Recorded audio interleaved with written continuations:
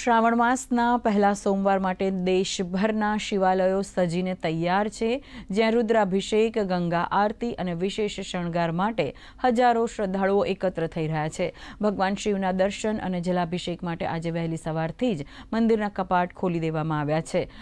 બૈદ્યનાથ ધામ, દેવઘર, વારાણસી, કાનપુર, હરિદ્વાર અને અયોધ્યા સહિત દેશભરના શિવ મંદિરોમાં શિવલિંગ પર જળાભિષેક માટે ભારે ભીડ ઉમટી છે.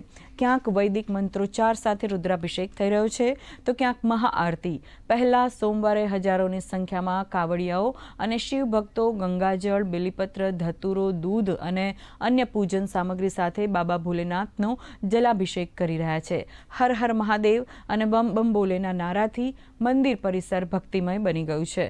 મધ્યપ્રદેશમાં પવિત્ર શ્રાવણ માસના પહેલા સોમવારે ઉજ્જૈનમાં ભગવાન મહાકાલેશ્વરની પહેલી શ્રાવણ શોભાયાત્રા કાઢવામાં આવશે.